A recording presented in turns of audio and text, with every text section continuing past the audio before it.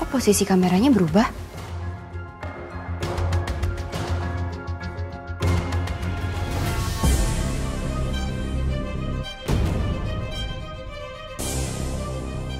Jadi benar, kamu sengaja naruh kamera pengintai di rumah ini.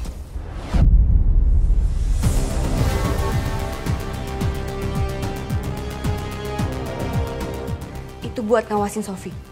Selama kita nggak di rumah, bisa aja dia melakukan sesuatu yang salah. Kamu gak usah banyak alasan, Sarah. Kamu curiga kan sama aku? Menuduh aku selingkuh? Mas, kalau kamu nggak selingkuh, kenapa kamu harus marah?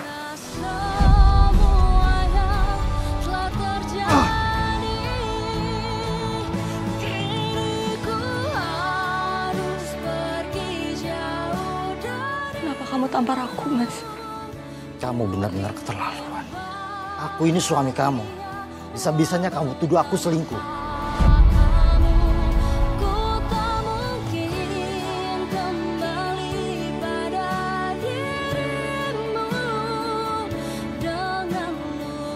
Seumur hidup, saya nggak pernah ditampar oleh siapapun, Mbak.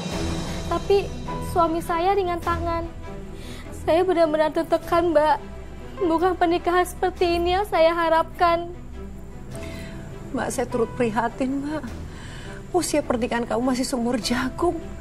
Sudah mengalami KDRT. Ya, Mbak. Rasanya saya ingin menyerah saja. Apalagi saya kan gak ada perasaan cinta. Tapi tiap kali saya ingin meninggalkannya, saya nggak punya keberanian, Mbak. Lalu apa, Mbak, yang menghalangi kamu untuk meninggalkan suami seperti itu? Wasiat dari kakak saya. Saya sudah berjanji untuk menjaga Rafa, Mbak. Kalau saya pergi, berarti saya sudah mengecewakan almarhumah kakak saya. Sebenarnya kami dulu adalah yatim piatu, Mbak. Kakak saya yang sudah banyak berkorban untuk mengurus saya sendirian. Oh, sekarang saya jadi paham, Mbak. Kenapa kamu akhirnya menerima untuk turun ranjang itu? Iya, Mbak. Satu-satunya kekuatan saya hanyalah Rafa. Tiap dekat dia, saya merasa tenang. Seperti semua masalah hidup saya hilang. Tapi malam itu, saya merasa ada yang berbeda dari Rafa, Mbak. Berbeda bagaimana, Mbak?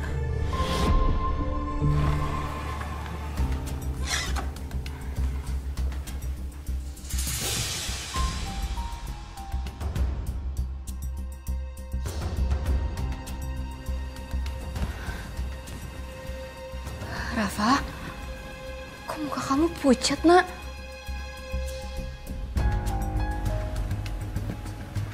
Padahal badannya nggak panas.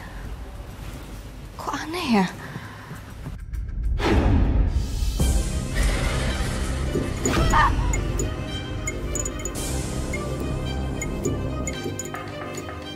Rafa, kamu kenapa, Nak? Mas Bara! Mas!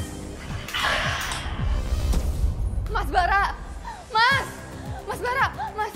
Ya Allah, Mas. Astagfirullahaladzim. Kamu ngapain sini, jam berapa? Teriak-teriak bikin kaget aja. Mas, aku barusan ngecek. Muka Rafa itu pucat dan matanya hitam. Pokoknya nyeremin banget. Aku takut, Mas. Kamu gak usah bercanda ya? Aku nggak bohong, Mas.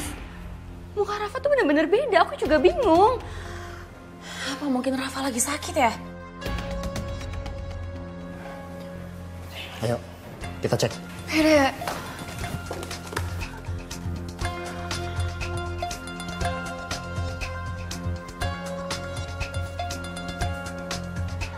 Kenapa-napa kok?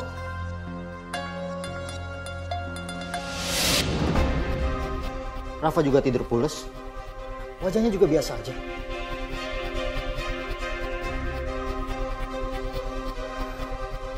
Tapi aku nggak bohong, Mas.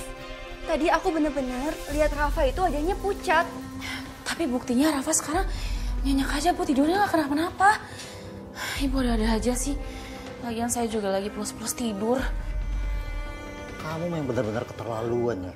Bisa-bisanya kamu jelek-jelekin anak kandung saya. Tega kamu bilang muka Rafa serem. Kamu lupa? Kamu ibu sambungnya.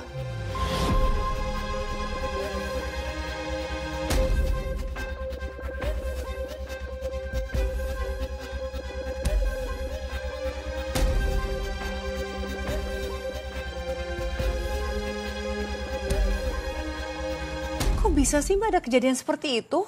Saya juga nggak tahu dan bingung banget Mbak.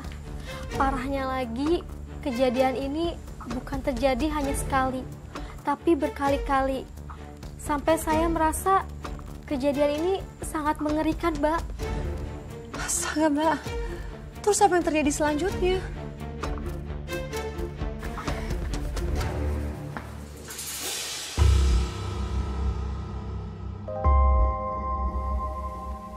Rafa, nak, kok kamu belum tidur sayang? Kita tidur yuk, udah malam.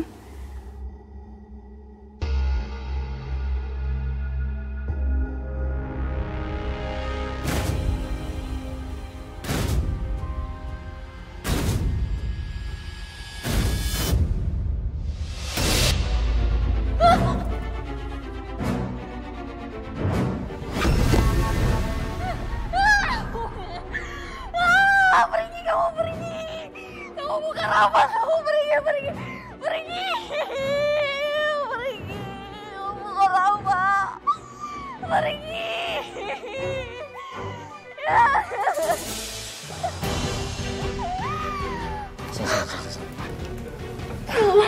Rafa, aku gak sengaja, maafin mama, nak.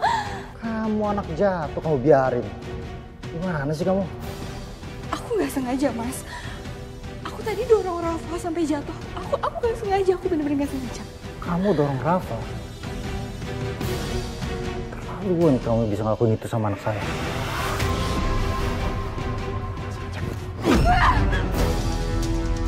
Saya ingatkan sekali lagi sama kamu. Sekali lagi kamu ngelakuin ini sama anak saya tidak akan segan-segan untuk mematahkan tangan kamu.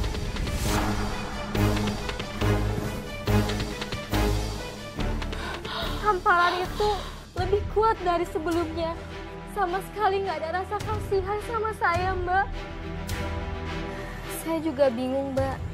Sampai waktu itu saya butuh laptop. Karena laptop saya ketinggalan di kantor. Jadi saya meminjam laptop kakak saya untuk saya gunakan, Mbak.